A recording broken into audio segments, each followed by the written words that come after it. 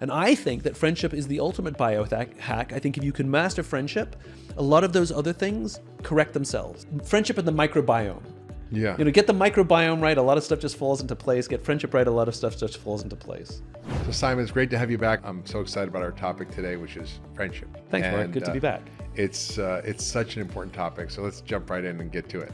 So you are a world-renowned doctor on the cutting edge of functional medicine. You're one of the leaders of the functional medicine movement. You have a new company where you are helping people have easier access to those kinds of tests and community, et cetera. My big thing right now is I'm writing about friendship. Yeah. And I'm sort of mildly obsessed with it. And so it's a good thing to be obsessed with. It's a good thing to be obsessed with it. So I'm sure people are asking, what do these two things have to do with each other? Yeah. Right? Now, they're a lot more closely related than I think. I mean, they're a lot more closely related, right? And I want to go down that path. Yeah. I want to go down the path of the connection between health and community and health and friendship.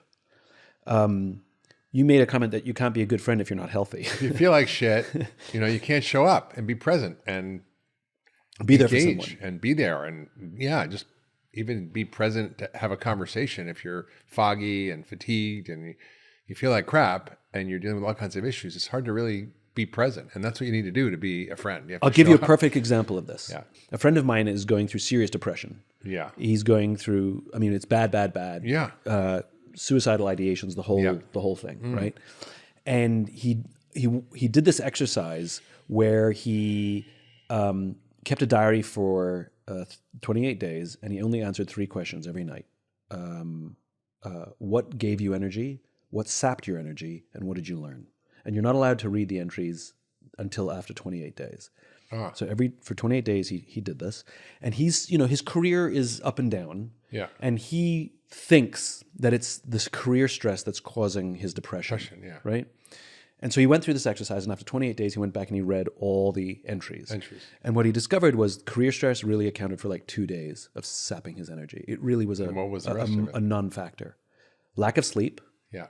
Poor diet. Yeah. Excessive cell phone. Excessive cell phone use. Yeah. Excessive social media. It's a paradox because you need mental health to be a good friend. Right. But if you don't have friends, it's hard to have good mental health. Right. So they're kind of synergistic. And the depression, is an interesting phenomenon because we have such a crisis of mental illness in this country. And part of it's because of loneliness, isolation, disconnection, social media, all the things that I think you're thinking about and actually writing about, hopefully with your new book on friendship. Yeah. But, from my lens, when I look at people's mental health, I look at it through the lens of biology because we now understand that the brain is obviously connected to the body, which has not actually been part of medicine. Isn't that a weird thing that's a discovery that the brain is actually a part of the body? The old joke in medicine is psychiatrists pay no attention to the brain and neurologists pay no attention to the mind. Right? But now psychiatrists are paying attention to the brain, and they're finding that brain dysfunction, brain inflammation is actually driving much of mental illness, everything from depression to anxiety to OCD to bipolar to schizophrenia to autism. All these things are connected to brain dysfunction. And yes, it can be caused by an external stressor, like a spouse dying or trauma or things that are external, but it also can be caused by nutritional deficiencies and your microbiome and environmental toxins and things that actually are treatable and measurable. And so I think, I was just back, for example, here a few weeks ago in LA, and I was at an event. This guy comes up to me, Dr. Hyman, I have to tell you, I had severe bipolar disease when I was a teenager. I was on a pile of medications. I was on antipsychotic drugs. And I started, reading your book on the brain and the mind called Ultramind Solution. And I followed your directions. I changed my diet. I took these supplements. I did that. And now I'm good. And I got off of my medications and I'm a high functioning human So do you have evidence? Do you have data to show that in our modern world with excessive packaged goods and processed foods and unhealthy microbiomes and unhealthy gut and all the junk and excess sugar, can you show from data that the increased amount of shit that we're putting in our body in this modern day is directly contributing to the mental fitness challenges that so many people are struggling with. Absolutely. I mean, so much data on this, Simon. I mean, there's a very famous trial in Australia called the SMILES trial. And like, they come up with all these great names for studies. But it's Dr. Smiles? No, they essentially, I forget the acronym, but it was essentially, they swapped out, did a randomized control trial of giving people healthy whole foods and then versus processed food. And there was a huge improvement in mental health by eating whole foods on a depressed population. They've done studies, for example, in juvenile detention centers where there's a lot of sort of mental illness, and these kids, by swapping out the crap for healthy food, had a 97% reduction in violence. Wow. In 75% reduction in use of restraints. 100% reduction in suicide rates, which is the third leading cause of death in teenage boys. Wow. Profound. In prisons, the same thing. You get prisoners healthy food compared to the crap, 56%. And it's not like you're putting them on, like, they eat the food you give them. It's not like they're going to the fridge and choosing. No. So it's a great space for a controlled study. It is, right? Because there's no choice involved. Right, it is, yeah. And so it's not like they have a mindset of health. No. They're just eating whatever they're given. And then violent crime goes down 56% in prisons. If you add a multivitamin, it goes down to 80%. Wow. And with Function Health, we're finding huge amounts of nutritional deficiencies. I just had a friend who's a vegan, and he was severely omega-3 deficient, very depressed. And he's piling on omega-3s, and his mood's completely different. And we know that omega-3s play a huge role in mood. We know that folate and B vitamins play a huge role. And we know that many people are deficient in these nutrients. And we can measure those biomarkers with testing that wasn't available before for people. Now it's accessible to anybody. Do you know what I think is really significant about this little insight? Especially as we're relating it to friendship and having the mental capacity to be there for someone, to having the strength of mind to be present for someone else as they're dealing with happiness or sadness or whatever they're dealing with, or just being there to be a friend, is that so often when we talk about nutrition, we talk about eating right, we talk about you. We talk about so that you can be healthy, so that you can live longer, so that you don't suffer from chronic disease. And most of us, let's be honest, it's the same reason we don't save money. If it doesn't have an immediate impact, it's the slow boiling frog. Nobody plans to get diabetes. Right. It kind of just shows up after years of being like, I'll deal with this tomorrow. In other words, we're crap at doing things for ourselves, even though the data is overwhelming that if you just exercise, sleep, and eat right, you'll be fine and healthier. But to think about eating well as an act of service. To others, That I choose to eat well, not for me, though I may get benefits from it, as an unintended byproduct. I choose to eat well so that I can be a better friend to you. I choose to eat well so that I can be a better parent to my kids, so I'm less grumpy and less agitated. That's right. And to think of that, I think, as an act of service. Because like for me, like I am perfectly comfortable disappointing myself. You shouldn't be. I'm genuinely completely fine with it. Like if I wake up early, like before whatever my calendar says I have to do at the beginning of the day, and I was like, and I wake up. Let's say I wake up 2 hours before my alarm. Right. I'm like, oh, I could totally work out right now. I have excessive time to work out. But I'd rather not. I'll just sit in bed and do the crossword puzzle, right? and I'm fine with that. I suffer no guilt. I'm just like shit, and then I go about my day. But if I'm meeting someone early to work out before my day starts, I'll set the alarm. I'll be ready, and I will not disappoint them. That's right. Right. Well, so, illness starts with I. Wellness starts with we. Oh yeah. Isn't that true? And so I think the correlation, and this is the thing that it drives me nuts when we think about things like innovation, or we think about things like or health, is we make it a very I thing. You have to get healthy. You have to take a multivitamin. You have to exercise. You have to sleep. But we don't make it about a we. Right. And the data better than I do that when there's a group of people who are overweight and one of them decides to go on a diet, the disproportionately high number of them will decide to go on a diet.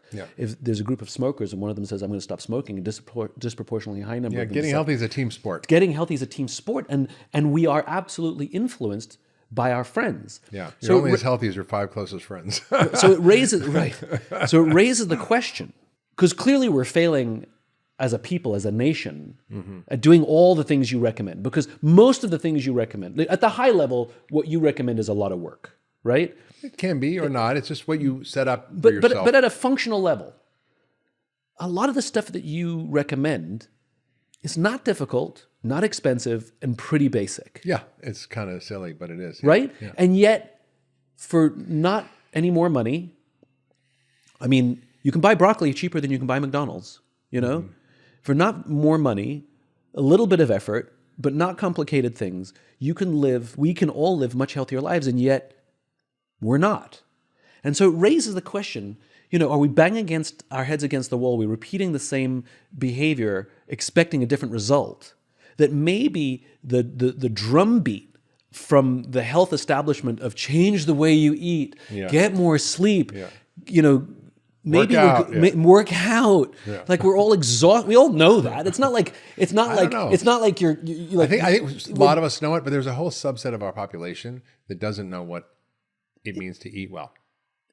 Different problem. Yeah. Different problem. I completely agree. It's shocking to me, but it's true even and it's because the food industry has been so good at manipulating the public to think that certain foods are healthy that are not. And they put health claims on labels of stuff that's the worst possible food. All natural, which means nothing. My basic rule is if it has a health claim on the label, it's bad for you. Don't eat it.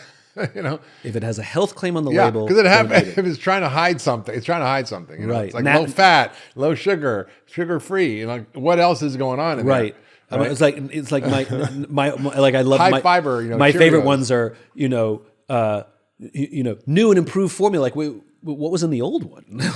Like So you were kind of going into the rabbit hole of we know what to do. Why don't we do it? Why don't we do it? And I'm asking the question, maybe if we refocused our attention in a different place, let's call it friendship. Mm-hmm.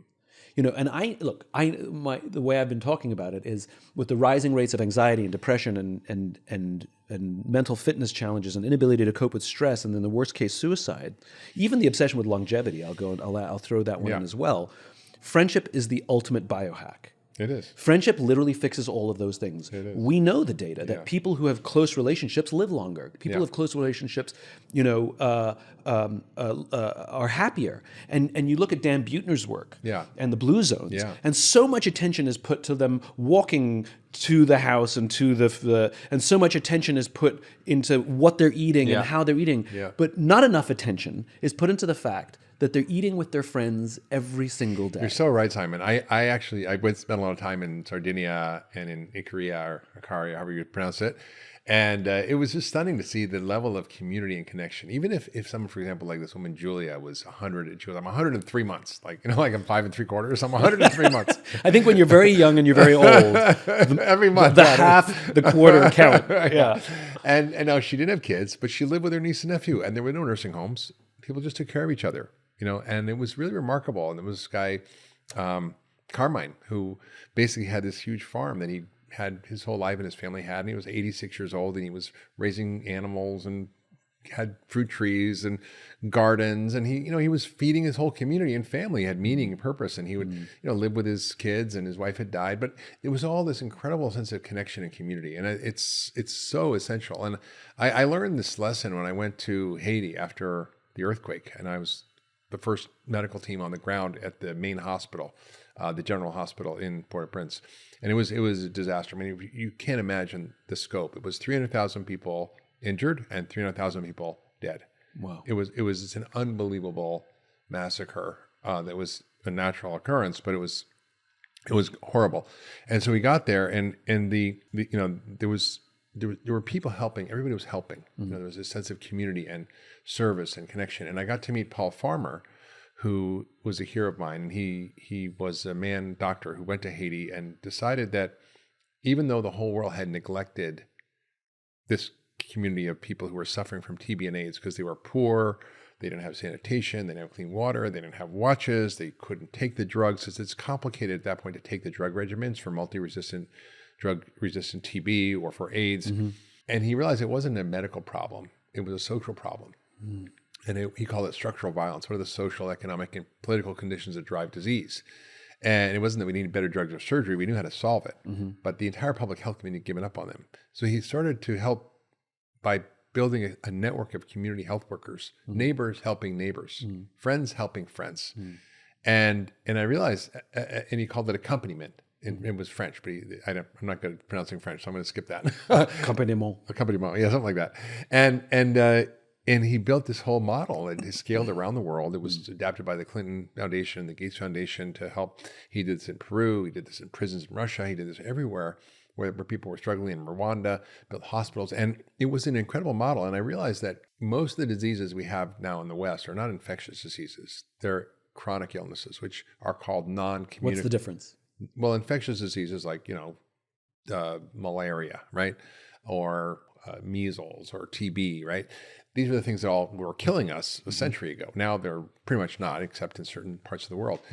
But the diseases we now have are what we call non-communicable diseases. But that's a fallacy because they are very communicable. They're not infectious, but they're contagious. And chronic diseases like heart disease, diabetes, cancer, dementia, autoimmune diseases, these are diseases that are driven through many things, including our diet, toxins, but also through our social networks. And I realized that our social networks were more important than our genes. That the social threads that connect us are more important than the genetic threads. Yeah. And the data is really clear on this. Christakis' work out of Harvard outlined this very clearly. He wrote a book called Connected about this, but he's published the research that showed you, for example, if your friends are overweight, you're 170 times more likely to be overweight than if your family's overweight, where you're 40 times more likely to be overweight.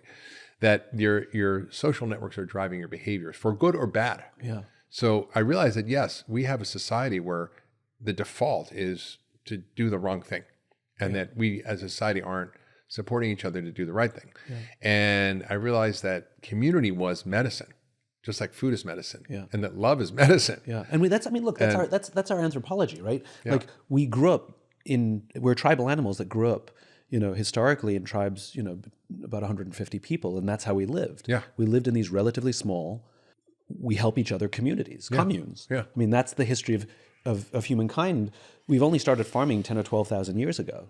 Yeah. But for most of human history, we lived in these small groups where we couldn't have populations larger than about 150. Yeah. What's very interesting about the little statistic that you threw out, and the thought that I had, which is when our family is overweight, we're 40 times more likely. 40%. Sorry, 40% more likely to be overweight. But when our friends are overweight, we're 170 times more likely to be overweight. And that's the immediate thing that popped into my head was when you think about children, right? Children, all they want is their parents' approval. Hey, mom, hey, dad, watch me, right? And they have no inhibitions in the outside world. They don't care what the world thinks about them at all. Just mom I'm going to dress like a princess. I'm going to dress like Spider-Man. But I want mom and dad to watch me jump off the step. Right. And I would desperately want mom and dad's approval, right? And that's where all of the learning about what's appropriate and what's inappropriate comes from. Strictly from our parents, nothing else. Yeah. Until they reach about adolescence. And that's peer group. And adolescence, we convert to only needing our parents' approval to only needing our friends' approval. Frustrating for the parents, but very, very important for social animals, because what we're doing is acculturating outside of our families, beyond our families, into the broader tribe. Yeah. And that lasts for the rest of our lives. We don't actually go back to the family. It's all friends, which is why I have to believe, and I'm just sort of thinking about this out loud now, I have to believe that's the reason so many of us go on Instagram and wish our parents happy birthday when our parents aren't on Instagram. Right? Right? It's for the social approval that I'm a good kid and that showing all the pictures of my dad holding me when I was a baby, and like scroll through all those pictures and everybody likes that I'm a good son. Right. And yet my dad's not on Instagram, right? Yeah. And so I have to wonder if that same drive, that same weird need to want social approval for being a good son is the same. It comes from the same root. I mean, 100%. If your friends are all drinking green juices and doing then yoga, you're going to drink green juice. Then you're going to do the same thing. If all your friends, the amount of shit that I take simply because a friend's like, you should do. You know what it's equivalent to. And because you're in the industry, I'm going to say something that's potentially insulting to you. Please, that's what I like to do. I like to talk to guests and then insult them. So, but this is potentially insulting. We're friends, everybody. So this is potentially insulting. So I need you to work this through me with me, right? Good. It feels like I can't say that it is. But it feels like that the complete explosion in the supplement supplement Industry. where nothing is evaluated by the FDA, Yeah. and every influencer now has a vitamin or a supplement or a powder or a drink with all kinds of nonsense claims. Maybe they're good, maybe they're bad. It feels like we're living in the .com boom of supplements. Maybe, yeah. That, in the .com boom, you were like, I'm investing in this tech company because my neighbor told me I had to. Yeah. And now that's been replaced with, I'm now taking these 87 pills per day because one friend told me to take these four, another friend, and just like the .com boom, you can't live in a bubble like that. It's going to have repercussions, and it's going to be unexpected, and it's going to be pretty violent. Right. So riddle me this: is it time for the FDA to get involved? It's like I can no longer tell the difference between a claim on a product you're selling or a claim on something that literally their only qualification is they have a following on Instagram. Yeah. Isn't that a job? We're living in an influencer. Is that, where was my course in college? Influencer 101. we're living. I think we're living in a supplement boom. Yeah, it could and be. It's gonna. I don't know how it suddenly kicks back. Yeah, but this can't last forever. Yeah, I think and it's counter to everything you're trying to do. What I want people to do is do the right thing, and I think it's what I've spent my whole life trying to do is help people understand how to create health. And part of the new company I co-founded, Function Health, is really empowering people with their own health data to make choices that are personalized, that aren't just random because somebody said do this or do that. Yeah.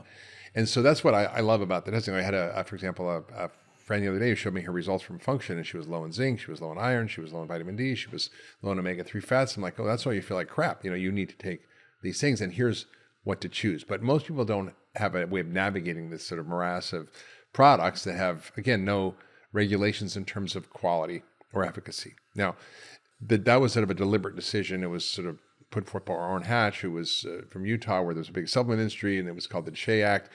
It's got a lot of problems because people aren't protected in the sense that they don't know if the product they're taking has the exact ingredient it says, if the dose is what it says on the label, if there's any contaminants in it, if there's any fillers or products that kind of may be harmful to you. So it's kind of a shit show.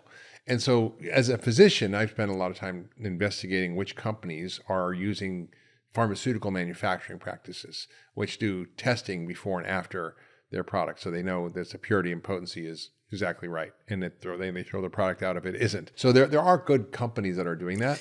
But it's like you can't unless you know what to ask. I did a thing a while ago where there's a way to learn about where Simon. They took my blood and they evaluated all of everything in my blood from, you name it, all the minerals and everything I'm supposed to get and have. Yeah. And then they made a personalized cocktail, a personalized smoothie. Yeah. That replaced all my things, and I'm supposed to come back every 6 months. Yeah. And it was really interesting. And then I talked to a doctor who walks me through my results. Yeah. And then they give me my smoothie, and the only choice I get is what flavor. And it sounded good until I was like, I don't even know if this is bullshit. Yeah. If they're just like, I don't. Well, that's a problem. If someone's selling you something off of something else, that can be a problem. It's not always a problem, but if you're saying I've done all of the things for a little bit. Like right. I took AG1 for a few months, and that was fine until I was like, I don't know, maybe just vegetables is better. Did you do the customized shake that they gave you or not? I just did the generic AG1 that they. No, but when you got your results of all the tests, they gave you the recommendation. Did you try it? Yeah, I did it for a while. I do all these things. I feel the same. Like I've done AG1, I've done colostrum, and again, all because somebody's like, you should try it. And there are people who I trust. That's why I did it. Yeah. And they you take these things, like it boosts your immune system. And how do you measure that? Right. Exactly. I got a cold. So does it work or does it not work? Well, it would have been worse if you. I don't know. Right. And I get very cynical. Sometimes I'm all in, and sometimes I'm very cynical. I'm in a very cynical mode right now. I hear that, and I think it's fair, and you're right to be cynical. And I think there's a lot of garbage out there, and a lot of people pushing stuff, and there's a lot of companies, for example, doing tests and then selling you products on the back end, I think there's a problem with that. Okay. For example, Function Health, we don't do that at all. We just say, okay, for example, you have these things that you found that you need to fix that are affecting your health and well-being, and here's how to make a decision. Like, for example, we have a 30-page guide on how to choose the right And supplements. we don't sell anything. And you don't take kickbacks from the products that you God, recommend. No kickbacks. No. We're completely agnostic. We don't have any. Do whatever you want. You just need this. Yeah, but not only do I want, but if you need something, here's how to choose the right product. Here's how to investigate the company, and here's the questions to ask, and here's what to look for, and here's how to make a good decision. So we're teaching how to fish, not giving you a fish. I like that you're doing this, but remember I'm in a cynical mode.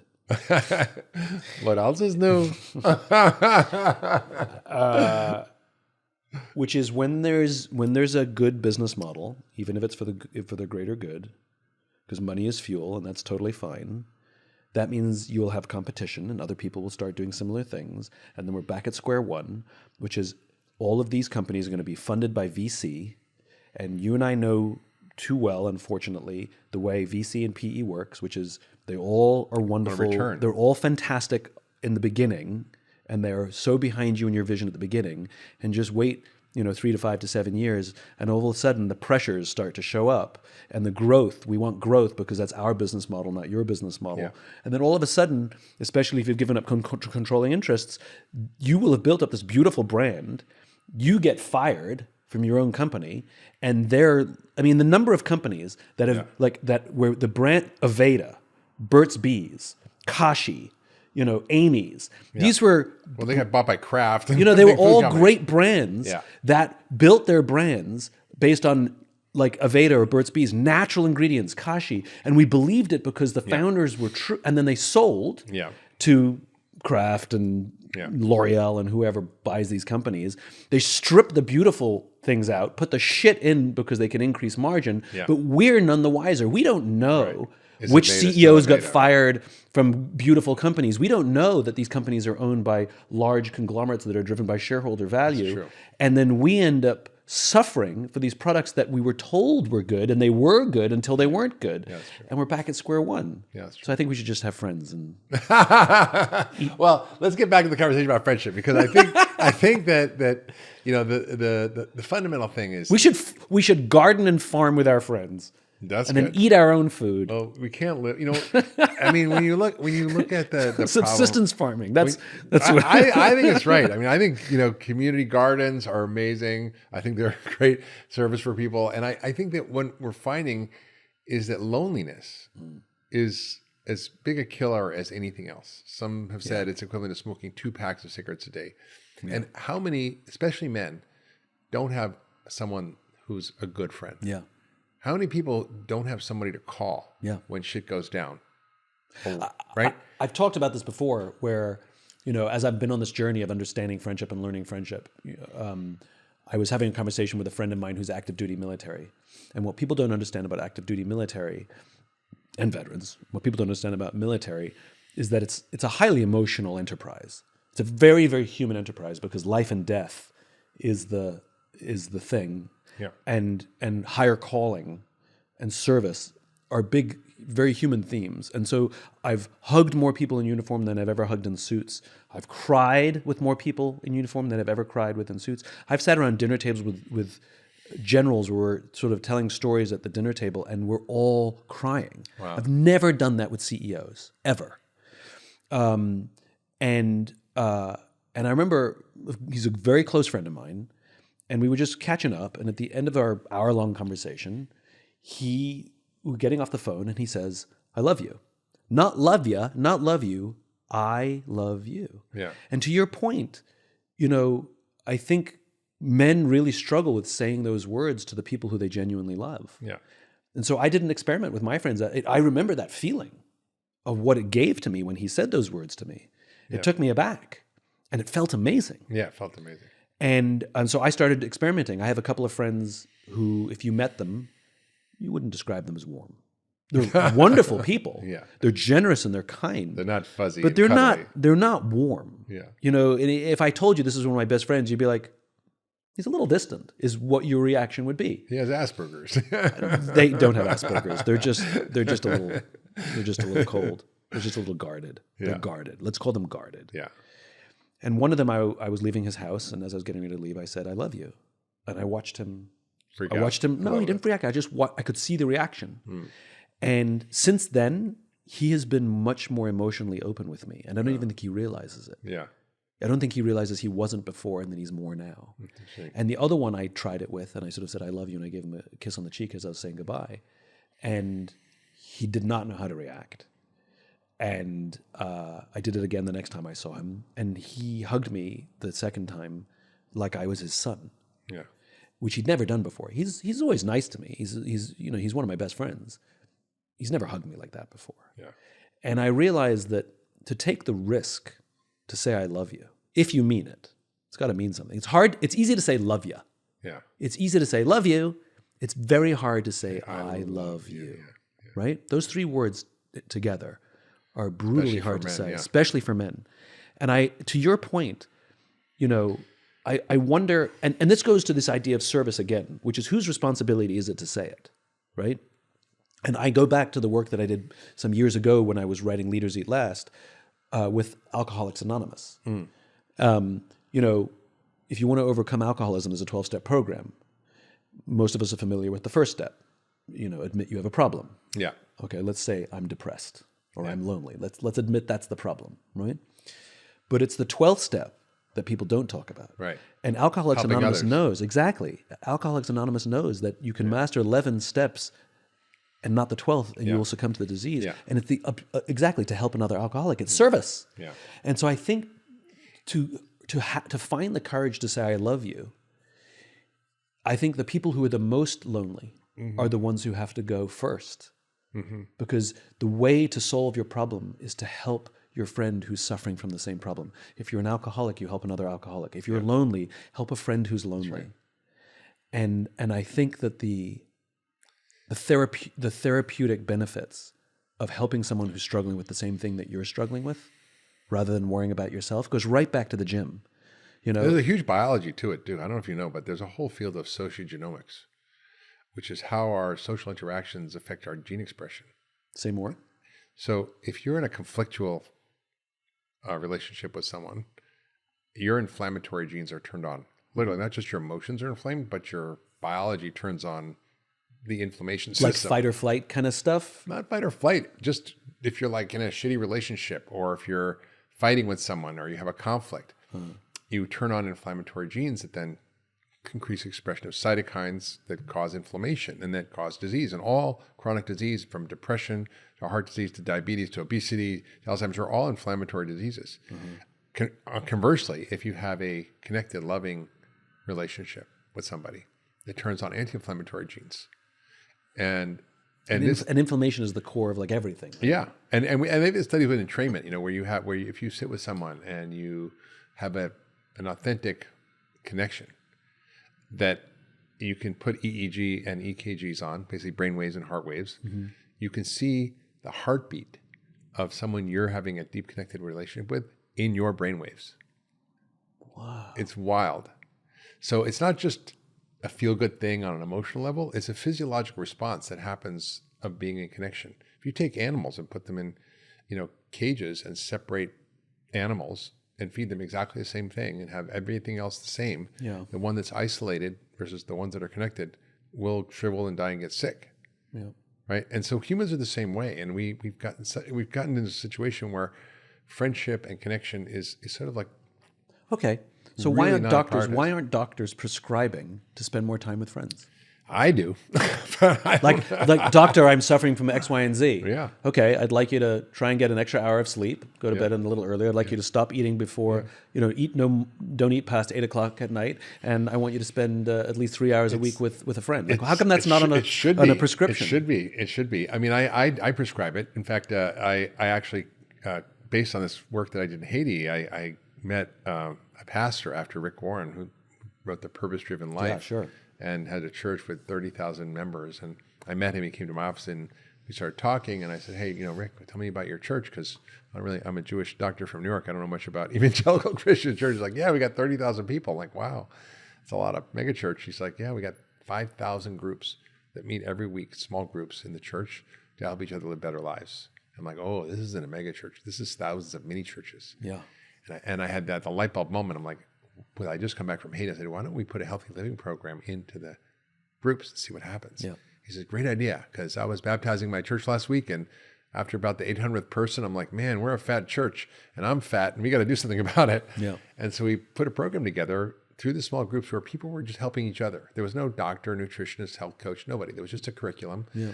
We had a big rally, sort of a big event where we talked about, and Rick talked about the biblical rationale for why God wants us to be healthy. I gave a bunch of speeches and talked about how, God lives in you. Why are you feeding him crap and things like that? I mean, if Jesus came to dinner, what would you feed him? Big Mac fries and a Coke. And they got it. Ain't that the truth? And, ain't that the truth? Yeah. If Jesus came to dinner, what would you feed him? Exactly. So they got it. I said, if you feel like crap, how are you going to serve God? How are you going to serve each other? You've got to take care of your body. And so they got it. And they did this together in community. It was jogging for Jesus. And they all these incredible. Great. It was incredible. And they lost together 250,000 pounds in the first year. And they did it together. And then I took that same model and I applied it at Cleveland Clinic, where we created small groups where people helped each other. And we did research on us and published it. There were 3 times better health outcomes on validated metrics of health outcomes compared to one-on-one visits for the same condition with the same doctors. Wow. So the doctors at our clinic could see them in one-on-one, or they support them in a group. Right. The group was 3 times as good as seeing the doctor one-on-one in terms of health. So why aren't these things then being implemented across the medical field? Why aren't we going to the doctor with our friends? Yeah. To dealing with similar issues? Why aren't we, everything's so siloed? Literally, it's in. Yeah, it is essential. I mean, I think the models of support, whether it's coaching, whether it's one-on-one coaching or support, whether it's group models, they have to be the thing that's going to change, because we get healthy together or we get sick together. So the quote from Benjamin Franklin is, "We must all hang together, or surely we'll all hang separately." I mean, and I think that's kind of where we're at in society. That is kind of where we are. Yeah, I'm very glad that we are talking about this, because I have a lot of respect for your work, and the fact that you're validating all this friendship stuff that I'm doing from a physician standpoint. Yeah, not a kumbaya. Isn't it nice? No. There's so much science on this. We wrote a book about this work called the Daniel Plan, after Daniel from the Bible, who resisted the king's temptation of rich food and was better for it. And we talked about the 5 F's.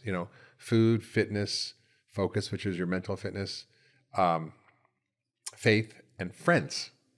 Why aren't friends number 1? Well, they were maybe in there somewhere. I don't know. I don't know the order, but it was food, probably friends. But the whole point is friends are such a key part of our well-being, whether it's understanding the blue zones, or whether it's AA or Weight Watchers. It's how we change. I mean, AA, all of these things, Weight Watchers, they're all community-based things. 100%. And one of the problems we have in our society is community things.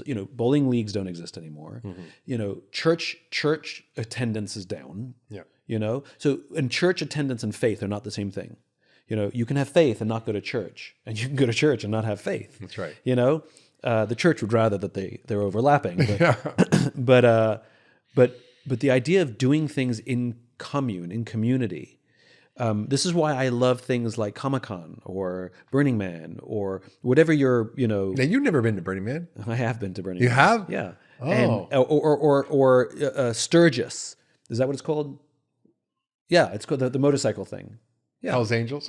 Like all of these things. And I don't care, politics aside, I don't care what it is. Going to church, doing things in community with people who have common interests. Yeah.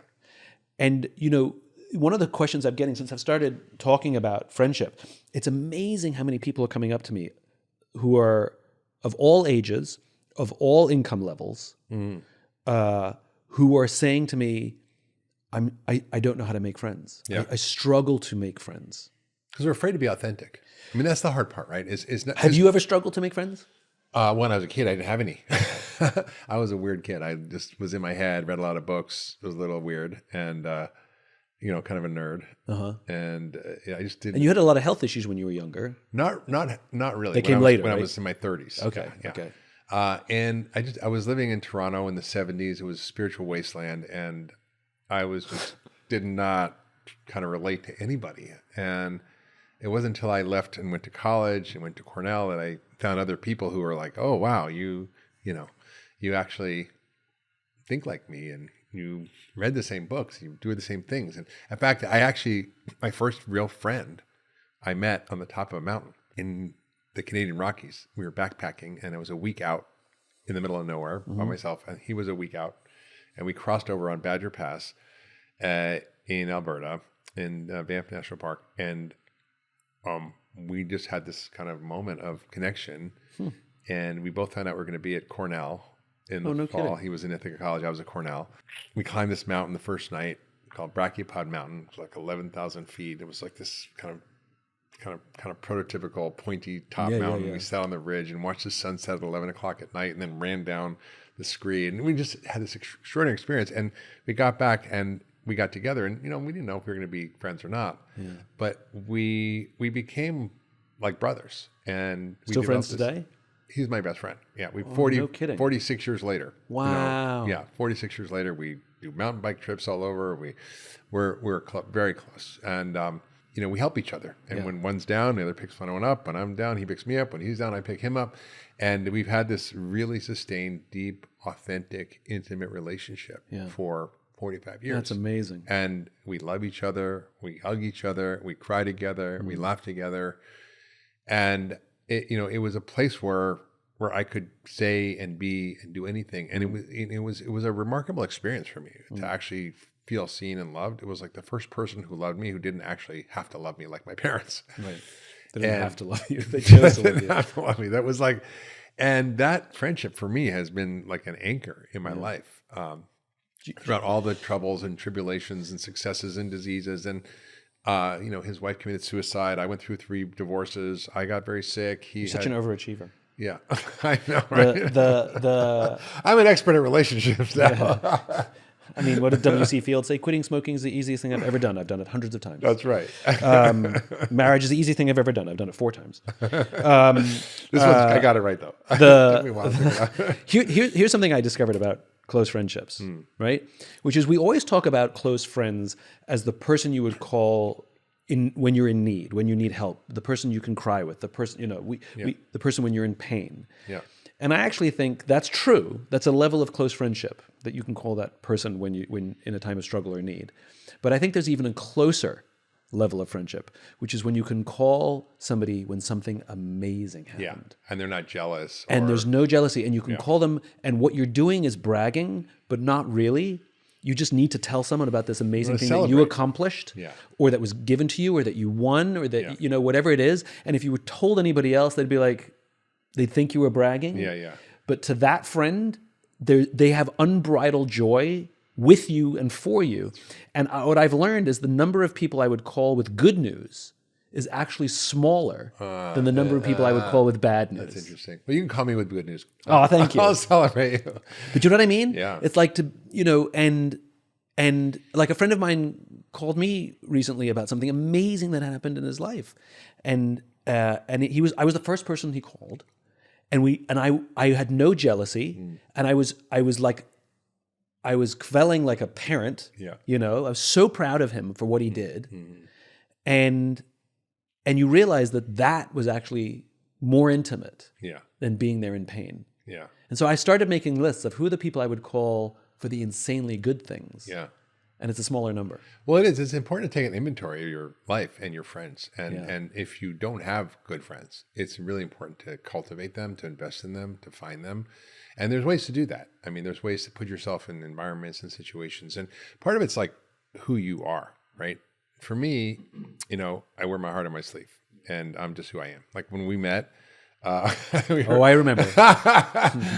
It was a weekend, and I had just gone through this very intense emotional process, and I, worked through a lot of this trauma that I had experienced as a kid, and I was just like kind of like in this altered state. And then I met you, and I don't remember. I remember. I remember. And I think that's why we became friends. You put it on your sleeve because I just shared authentically, and we just then had this connection, and it was that's kind of what I'm talking about. Is in order to actually create friendship, you have to be open. You have to open your heart. You know what I think people sometimes treat, and not be afraid of being judged. I think people sometimes treat friendships like bad food, right? So I don't get that.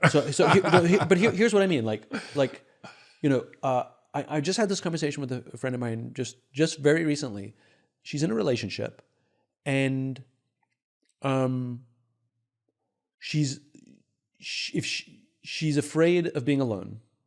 She knows the relationship is imperfect. She knows that if she were in a different place in her life, she wouldn't be with this person. But that partner fills a space for her for where she's at. Mm-hmm. She's more afraid of the loneliness than being in an imperfect relationship. Yeah, do not. And I don't know how healthy that is. The devil you know is better than the devil you don't. And she can rationalize it, like they go on adventures together and they laugh a lot together, which is all true. But then now as I'm talking to you, it kind of sounds like cake, which is, I know I shouldn't eat this, but it's so tasty and so chocolatey and just so good. And I'll worry about it later. What's another little piece? I'm just having a little piece of cake, and the goodness. I enjoy the goodness so much that I can ignore the badness. Yeah, and we tolerate a lot. And this is one of the downsides of human beings, which is we're incredibly adaptable people. We're incredibly adaptable species. Oh, I did that for so many years in relationships. I was like, oh, it's good enough. Or this bad stuff I just rationalize away. And so how do we? Okay, you're a doctor. One of the things that I'm exploring in this friendship book is how to make friends. Yeah. How to foster friendship. That's the thing I think most of us fall down on. How to navigate tension in friendships, and how to end friendships. How to recognize that I really like this chocolate cake, but I think I need to not be in friendship or in relationship with this chocolate cake, and maybe we'll just hang out now and then. Yeah. Because I do have fun with you and I do like you, but this is not healthy. At a certain dose. There's a certain dosage. And I've adopted wholeheartedly, by the way, just as a quick aside, something you say regularly, which is treat sugar like a recreational drug. That's right. That's right. So I enjoy sugar, but I know to do it just occasionally. It's all right. It's okay. Right. I read once, and you can affirm whether this is correct or not, that when people stress about eating dessert, the cortisol released from the stress about eating the cake is actually worse for you than the chocolate cake. It might be, yeah. It might be. So if you're going to have a little piece of chocolate cake, just enjoy it. Well, you're right, Simon. The greatest pharmacy is the one between your ears. Yeah. And it can actually kill you, or it can heal you, literally. Yeah. I mean, that's how, voodoo works. It's not like they just kind of like put a hex on you and you die. I mean, that actually happens. Yeah. So I think how we think about things matters. So if you want to eat a cookie, eat that cookie and love the and cookie. Just enjoy and it. enjoy every bite. And treat it like a recreational drug. Just have one, two at the most. One of my tricks, if there's like a bowl of M&Ms, if you take a handful of M&Ms and throw them in your mouth, that counts as one. That's one mouthful. No. And then you take another handful and put it in your mouth, that's two. But if I have one M&M, that's also one. And if I have another, that's because you count mouthfuls, not M&Ms. Yeah. And so if you just go from handful to one or two, you would drastically reduce the sugar intake. Anyway, but we digress. How have you ever?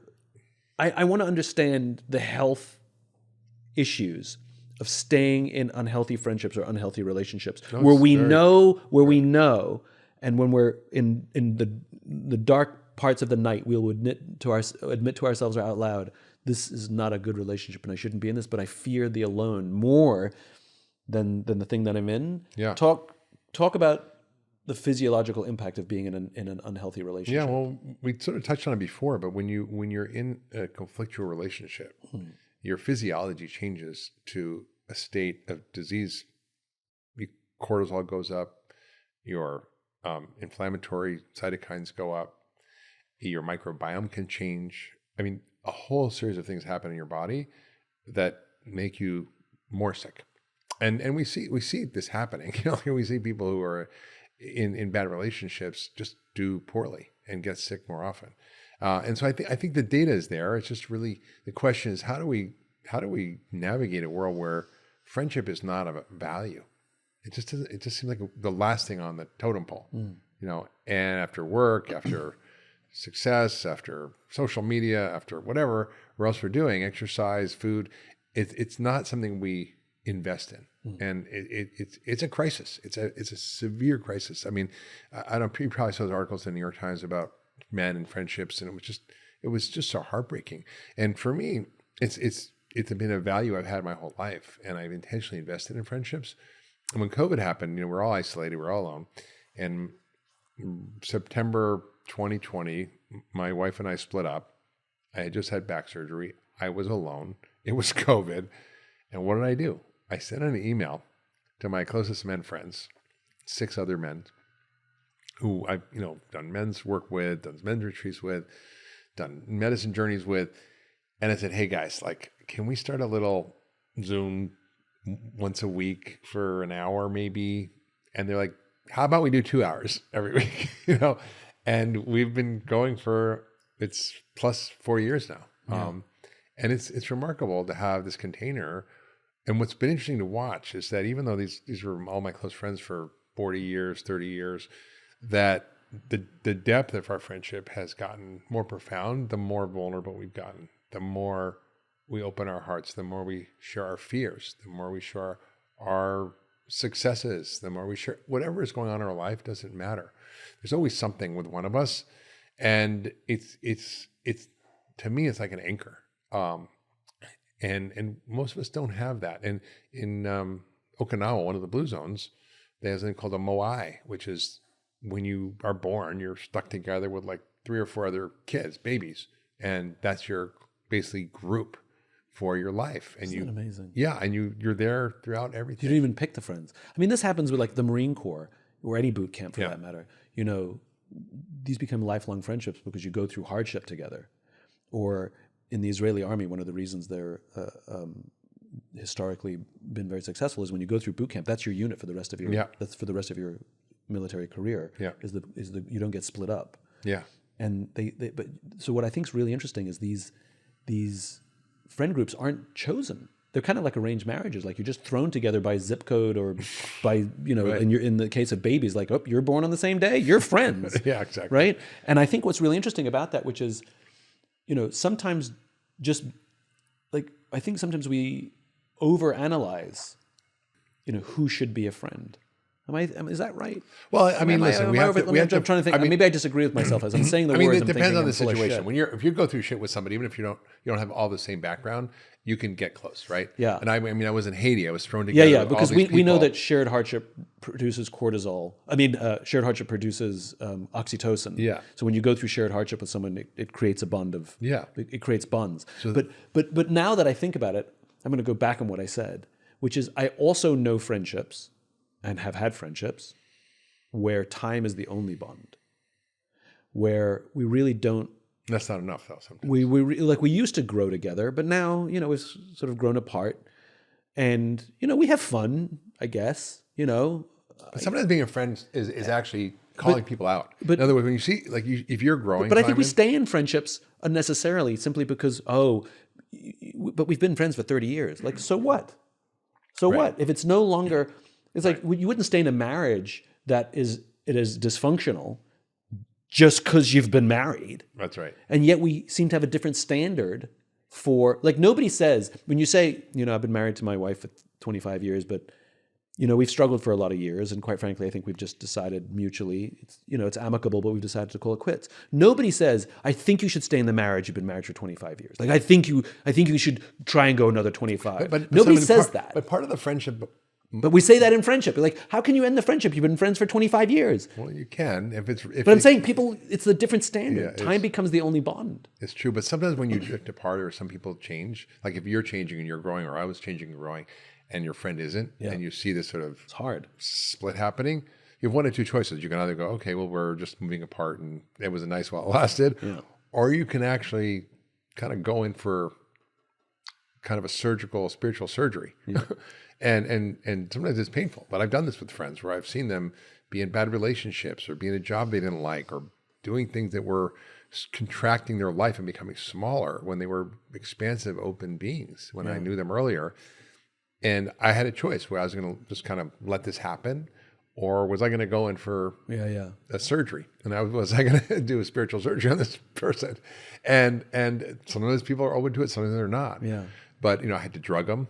Literally, I had to give him MDMA. I had to like literally spend hours acid and basically get him to really see how his life That's a was little extreme. contracted. And he needed that, you know, like, and he needed to kind of break the cycle of his pattern of thinking. And now, you know, he's lost 40 pounds. He's out of the relationship. He's free. He's got out of his job. He's, you know, kind of having the time of his life. He's exploring his own development. He's growing. He's let go of his fears around money and this and that. I mean, it's amazing to see a transformation, but it wouldn't have happened if I hadn't leaned in. Yeah. As a friend. I have a friend who sat down with me to give me some life advice. Yeah. And the conversation started like this. I need to tell you something and you need to hear this. And I need you to know that you're not going to like what I have to tell you. But I love you. He didn't say that. He said, you're not going to like what I have to tell you. And I recognize that you may be so angry with me for telling you this, that you might end the friendship with me. And I want you to know that I'm willing to risk our friendship to tell you this because you need to hear it. Wow. And how did that land for you? I mean, he picked the right person because I'm like, yeah, I mean, you're not going to lose the friendship, but bang, you know, game on, right? And he gave me something that was very hard to hear, that needed to be said, and I love him even more for risking the whole friendship out of love. Yeah, like he was willing to throw away the friendship because he cared about me so much to tell me this, and so that's a high bar. That is, I mean, I think that speaks to you know. He's a remarkable human defines being. friendship, like, you know, in my mind. What defines friendship is the ability to be authentically who you are and to be authentic and transparent with your friend. Just like your friend was, right? I mean, he gave me the whole preamble. Yeah. And that's a very scary thing for people to actually let down their guard, right? To be open and to risk. And it's fearful. Yeah. But that's what creates real friendships. Yeah, I think so. That's what creates real friendships. Another friend of mine is struggling. I'm so attuned to friends these days. Another friend of mine is struggling with one of her friends, and she asked herself, if I was in a marriage and just a romantic relationship, a long-term romantic relationship, and the relationship was struggling, we wouldn't just break up. We would get help. We would seek therapy, couples counseling. Yeah. And so she went to her friend and said, "This tension has been going on for too long. We're going to go to therapy together." Friends therapy. Yeah. And why do we instinctively understand that if a marriage or a relationship is struggling, that we expect people to at least try the couples therapy before you call the whole thing quits, and yet we don't do that with friendships. When we have tension with friendships, we're quicker to end the friendship or sit in weird tension or avoid the person than to go to the therapy with the person to try and work through the struggles. We may still end up breaking up. Yeah. But let's at least put in the effort to rescue this friendship that we claim we care about. Yeah. I love the idea of friendship counseling. Yeah. I mean, and it speaks to that same point about like not just co-living in a sense of just doing things together, existing together, and going to movies together and having fun together, but rather, just superficial dinners. And by the way, I will stress that I don't believe all friendships need to be at this level. Like, it is perfectly fine to have friends. At least a couple, two or three. You need at least a handful. Some have more, some have fewer. But having friends where they're not deep, bonds of vulnerability. You just have fun together. Yeah. Totally fine. Yeah. You have adventure partners or activity partners. Totally fine. I don't mean, and I think that's one of the problems we have in our country, if not the world. I don't know about other languages. I only know about English. But one of the problems I think is language. So for example, if you have stage 4 liver cancer or you have a mild melanoma, the problem is both of those things are called cancer. But they're clearly not the same thing. No. But we use the same word. Right. I have skin cancer. Right. Exactly. I was like, you're fine. Right. What did Larry David say? It's the good cancer. And I think we do that. I think we have very few taxonomies. We have very few words for friends. And so I've started using best friend. Yeah, that's pretty much it. And even then, best friend is sometimes a little overused. Yeah. So I've started really trying to add more language. When somebody says, "Hey, aren't you friends with them?" I go, "I'm friendly with them." Or somebody says, "Aren't you close with them?" I'm like, "No, they're an acquaintance," or "They're a work friend." Yeah. And so I've actually started to use the language for my own clarity and for other people's clarity than that everybody that I know is not my friend. Right. I know them. Yeah. Sometimes I like them. Yeah. Sometimes, or I'll say it's a new friendship. Yeah. Yeah. Or we're friendly. Yeah. And I've become really good about sort of categorizing people because some I want to invest in and some I'm okay with them being at that level. Yeah. But I want both myself and everyone around me to make no mistake. Not everybody I know is my friend that I'm going to like. You can't have an infinite number. I can't have an infinite because number. it takes time. It takes right? time. It And takes there's time. investment is a real thing. Yeah, and that's the thing I think we neglect, right? Is making a deliberate effort to spend time with friends, to do special things, to kind of take the time to slow down and stop. I think so. And actually have conversations that matter. And it's the kind of the last thing we tend to think about. Yeah. But as we talked about earlier on, this is a central part of happiness, of joy, of longevity, of health. By the way, go back to that longevity thing. You're in that space, and you know more of them, but I know some of the folks who are sort of like the longevity folks. Yeah.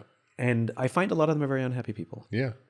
Joy, right? Where's the joy? These guys, mostly men, who are obsessed with longevity, and they're taking all of the measurements, and they're taking all the vitamins and supplements, and they're doing all the exercises, and they're doing all the things, and everything's scheduled and highlighted. And I find them not very happy people. No. You know? Find the joy. Maybe work out a little less. Don't worry about if you miss the supplement, and maybe just hang with friends, I bet. I mean, the data will prove it out. Like, we have to wait a bunch of years because the longevity obsessives, the only way we'll know if it works or not is when they die. Yeah. And if and if they will be happy and healthy in old age. Because nobody wants to live a long time and be decrepit. No. You know? And so we have honestly, that's why we'll have to wait it out. Most of my friends are in their 30s and 40s now because a lot of my older friends have just sort of checked out. And, but we have to redo this podcast in 40 years and see if all the longevity obsessives, if they're still around or if they're dead. I'm gonna do a Vegas betting pool here, which is I would bet that the people who are healthy-ish, like they're not unhealthy, but they're not obsessively healthy. Yeah. Right? Like, yes, they get enough sleep. Yes, they eat mostly well. You know, like good. They do the basics. They do the basics. You know, sometimes a little better, sometimes a little worse. Like on vacation, they're terrible. You know, like they're not obsessive, but they're not unhealthy. Yeah. Is the way I would define them. Yeah. But they're spend a ton of time with friends, and they have a fantastic sense of humor, and they love to laugh. I will bet money that those people will live longer than all of the folks who are measuring and powdering and. I mean, it's evolutionary. I mean, I don't know if you know, E.O. Wilson wrote a book called The Social Conquest of the Earth about from ants to humans how we have to work together to survive. Yeah, and that, in fact, altruism is a built-in phenomena, and that it activates the same neural circuits as heroin or cocaine or sugar, in terms of the nucleus accumbens and the pleasure. And I remember this. It sounds kind of weird to say, but when I was in Haiti and I was sleeping 4 hours a night and I was working, helping people all day, you were happy, barely right? eating anything, probably dehydrated in the hot sun, I felt like this sense of happiness and joy like I'd never felt. And it was weird because I was in the middle of this disaster with people, with limbs amputated and dead people everywhere. It was the stench was amazing, but something was happening in me where I was in service of others. Yeah. I wasn't thinking about myself. And it's sort of why I do what I do. I mean, I'm always in service of others, and I always am happiest when I'm serving others. Yeah. Like before this podcast, I came because I was helping somebody, and I was late because this person said my kid, needs help, and he's sick, and he's got this issue. Could you also help him? And I'm like, okay, I get it, and because I can, I do. There's a book called Survival of the Friendliest. That's good, and it makes an argument that we've completely misunderstood Darwin. That the idea of survival of the fittest, we have always attributed to brute strength. Yeah. And so if you can overpower someone, you're more likely to survive. And they make an argument for social animals and mammals that that's actually completely incorrect. That what he meant by fittest was most fit to create community and take care of each other. And survival of the fittest is actually nothing to do with brute strength. Fascinating. But it's actually to do with the ones who are better at taking care of each other. So as you start to think about this book, Simon, And I can't wait to read it, even though you haven't written it yet. That's a good sign. I should put it up on Amazon. Drive those pre-sales before. I'm going to order it already. I'm going to pre-order it. Cover to come, title to come, yet untitled book. Yeah. And as I think about it, I can't think of a lot of books on friendship. Actually. Well, this is the reason my friend Will Gadare and I decided to write this, because it seems to make sense that you should write a book about friendship with a friend. Yeah. Writing a book about friendship by yourself doesn't make sense. So Will and I decided to write it together, and we came to the realization that there's an entire industry to help us be better leaders, an entire industry to help us be better parents, an entire industry to help us, thrive in our relationships, how to eat better, how to exercise better, how to live longer, and yet precious I've written little. many of those books. And yet you've written all those books, and yet precious little on how to be a friend. That's right. And when you look at all the challenges, as we said, in the world of depression and anxiety and all these epidemics that doctors and well-intended folks are talking about, no one is talking about friendship as the antidote. Yeah. And I think that friendship is the ultimate biohack. I think if you can master friendship, a lot of those other things correct themselves. So let's talk about that, because like friendship and the microbiome. Yeah. Get the microbiome right, a lot of stuff just falls into place. Get friendship right, a lot of stuff just falls into place. It's true. It's true. So as you're thinking about this book, the reason I said that is because that's your thing. The microbiome? You like a microbiome. I do. Well, if your bugs aren't friendly. You love a gut health. If your bugs aren't friendly, you're not happy. Can I just go? I have to interrupt here. Can you talk to me about probiotic sodas, if they're a pile of shit or not? Well, if there's sugar in them and there's artificial sweeteners in them, they definitely aren't good for your gut. Okay, so just that they put, simply that's what I said. If it has a health claim on the label, I avoid it. Got it. What about kombucha? Again, it's Depends like a on lot the of kombucha. sugar. It's a lot of sugar. I was surprised. One of my favorite kombucha sugar. brands, I looked at it the other day. A lot of sugar. 22 grams of sugar in the bottle. I was like, that's ridiculous. That's 4.5 teaspoons of sugar. Or 5.5 teaspoons of sugar. Sorry. You would never put 5.5 teaspoons of sugar in your coffee. And why are you putting 5.5 teaspoons of sugar in your quote-unquote healthy drink? Yep. Rest my case. If it has a health claim, don't eat it. If it has a health claim, don't eat it. High fiber, low fat, low sugar. It's just if an egg doesn't have a label on it, a broccoli and apple doesn't have a label or a barcode or an ingredient list. Stick with that. So speaking of friends, let's go back to friends. I think this is really important. We're talking about the importance of friendship. Yeah. We're talking about how critical it is for your health. We're talking about how it's critical is for your overall mental health and well-being. But a lot of people listening are isolated and disconnected, and don't know Clearly, how to they're make listening friends. to a podcast. Maybe. I listen to podcasts. With your friends? Nobody listens to podcasts with my their wife friends. and I do. We listen It's to a lonely experience. my wife and I listen to podcasts together quite a bit, actually. Podcast listenership should be going down if we want the world to be healthy. But there's a great book I read once called Refrigerator Rights, which is how many people in your life do you have the right to go in their house and open their fridge and eat whatever you want? Love that. And that's a measure of the quality of your friendships and the health of your Yes, social network. I love that. I have one friend that makes fun of me. Their family makes fun of me that I just go into their pantry. That's right. That's good. You want that. Like I'm staying at a friend's house, and I went in their fridge this morning, and I took out some food because I had to go, and I was busy today. And You didn't ask permission. I know. I just took out the bits. Or you politely go, Can I eat I'm going to something? tell them after, but there were these Maui Nui venison sticks, and I knew I had a long day, and I didn't have time to eat, and I was funny. like, yeah, so that I had refrigerator rights in that house. That's very good. The New York version of that is you go into a friend's house that you have refrigerator rights, or apartment. There's no houses. You open up their fridge and you see there's nothing in there except half a carton of milk and a box of Chinese takeout. Yeah. And you say to your friend, "Can I eat this Chinese?" You scream out, and they scream back, It's been there for "I 2 wouldn't. weeks." It's been there for 2 weeks." You go, "Okay," and you just close the fridge and you leave the Chinese food in there. That's refrigerates in New York City. So if it's so important, people listening, I imagine are thinking, "Oh, this is great. I feel this. I know this how important." And I feel the disconnection. Yeah.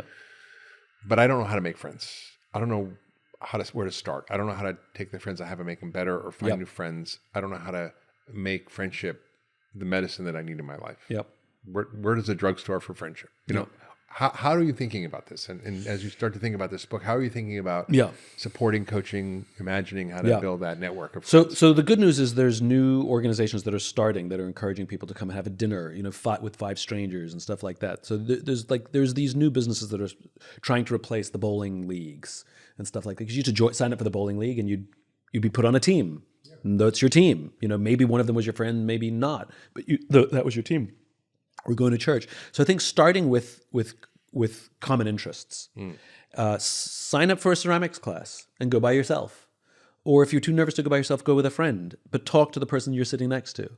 First time, because the great thing about doing a thing with common interests is the icebreaker is really, really easy. You just have to say, is this your first time here? Or have you done this before? And it pretty much starts the conversation. And so, and if you don't have to form a deep, meaningful relationship out of it. But I think starting to do hobby things, and I think having hobbies, and we've seen a decline in hobbies even, and doing hobbies with people. That's why I said, join a club. Yeah, that's why I said, go play chess, in a park. That's why I've said I think things like Comic-Con and things like that are spectacular, because when you find a group of people who, when people laugh at your hobby, and you find a group of people who we've all been laughed at, but now we're the norm here. It's incredibly easy to make friends. And like the thing that's I've been to Comic-Con many, many times, and it's nerdvana. What is Comic-Con? You don't know what Comic-Con is? No, vaguely. Vaguely. It's changed over the years, but basically, it's a comic book convention. That's what I thought it was. That's the history. But these days, comic books are only a part of it. It's also science fiction and hero movies, Marvel stories and Star Wars and DC and all of that. And it's all that nerdy kind of pop culture-y stuff. And there's a lot of cosplay that happens. So people will dress up as their favorite cartoon character or superhero or some obscure character, and some of them are super creative and some and some people are there for the content of the convention, and some people are there just to walk around in costume and have fun. And what's so wonderful about it is it's an incredibly polite group of people. So if you are in a great costume, or you see someone who's in a great costume, and you want to have a picture with them, or they want a picture with you, everybody asks. Everybody goes, "Can I have a picture with you, please?" Or, "Hey, may I have a picture with you, please?" And so there's a lot of interaction. You can go up to somebody and say, "I love your costume," and they will be friendly back. There's not a lot of cynicism. And I met one of my ex-girlfriends there. I literally went up to her and said, "You look amazing. Can I have a picture with you?" And she goes, "Absolutely." We took a picture together because I just loved her costume. I don't remember how the conversation started, but we ended up talking a little bit for just a few minutes. I don't know how we got to it, but we ended up trading phone numbers. And then we ended up having sort of a really great relationship. And the best part about that is I still have the photograph, not from our first date. I have the photograph from the moment we met, which doesn't happen in relationships. Right. You don't say, "Nice to meet you, let's take a selfie just in case." Right. But I have the photograph of the time the minute we met. And it's just, again, I think when you go to places where people like the things you like, it's going to increase the odds. And it's not that you increase the odds that you'll find deep, meaningful relationships, but it makes it easier to break the ice. To just get started. So, and that's, I think, where people struggle. They struggle on how to start. One of the things I'm curious about, I love your opinion on this, is, my experience is two things really help foster deep friendships. One is curiosity. Yep. So being deeply curious about who that person is and asking questions about what are they afraid of, what makes them laugh, what makes them most excited in life, what brings them joy. What are they struggling with? What's going on? Just getting curious about somebody and then letting them talk, because most people don't get that chance to have someone really be present and listen. And the second is to be vulnerable yourself. So to let down your guard and to share what's in your heart, because it all of a sudden gives permission for the other person to start to do that. And then once you get past that kind of first layer of soil, you get down into the mother lode of authentic human relationship. It's a seesaw, right? Which is, you can't expect someone to be vulnerable if you're not willing to be vulnerable back, because it creates imbalance. Yeah. And I actually met some new friends just very recently. They're friends of friends. I went up to Seattle for work, and one of my friends who's from Seattle said, "Oh, you need to meet my friends. They live up there. You guys will get along." So we all showed up as strangers. The three of us showed up as strangers. I mean, they know each other. they're married. But I went out with them just because our mutual friend said you guys should meet, and so we all took time to meet. Yeah. And I can't remember who started, but there was a lot of vulnerability happening, and you could feel that one side had opened up more than the other. It was lopsided, right? And I think it was me who opened up a lot. And then they said, "Here, let us balance this out." Yeah. And they were keenly aware of the balance of vulnerability. Yeah. That they started opening up an offering to make me feel safer. Yeah. Right? Because it was lopsided, which is it's you feel safe for a while until you start to feel insecure because it's so lopsided. Yeah. And they were so aware of that seesaw that they literally said, let me balance this out for you. Yeah. Or do you want us to go first so that you're comfortable to speak? And it was amazing. And we talked about it. That became one of the topics of conversation, is how we were managing vulnerability as we were getting to know each other for the first time, that we were keeping the balance. We were both taking turns to manage the balance. And I thought it was incredibly interesting and sophisticated. Yeah. And by the way, amazing people. Yeah. Like now they're like, I'm like mad about them. Yeah. Yeah. Like genuine friends. Yeah, and I think it's hard for people to do that though. And how do you invite people to? Well, you can't do it with everyone. I think that's where people get it wrong. It's not a prescription, right? You can't say, here are the 5 things you need to do, because if somebody's not willing to match you or go with you, it will feel unbalanced or insecure. Or you might open up so much and the other person doesn't want to, and then you'll make yourself feel uncomfortable, but you make them feel uncomfortable too. Yeah. And so this is why I say it's a dance, which is, you give a little bit, and do you get a little bit back? Right. And if you don't get anything back, mine if you show me yours. Yeah, exactly. And if you give a little bit and you get nothing back, you can take another risk and give a little bit more. Yeah. But at some point, you're going to have to stop. And it's not that they're bad people or that they won't make friends. It's some people are a little slower at opening up. Yeah. And some people are a little quicker. And we have to allow these things to go at their own pace. But I think you have to manage the balance. Or you can say it out loud. Hey, usually I come out and sort of share everything, but I'm going to be a little more measured today because I don't want to, I feel a little insecure today, if I'm honest. Yeah. I don't really know you, and I think that's okay. Yeah. But I think that's where people get it wrong, which is there's no prescription and everybody's different. And you kind of have to read the room. Yeah. I think that's where people make the mistakes. I've definitely made that mistake. I've projected safety where it didn't exist. Yeah. Or I started opening up because I wanted them to make me feel safe. Yeah. And then did you feel like you suffered because of that, or was it just kind of like? No, I created uncomfortable situations by accident, either for myself or for them. Yeah. I overshared. Overshared.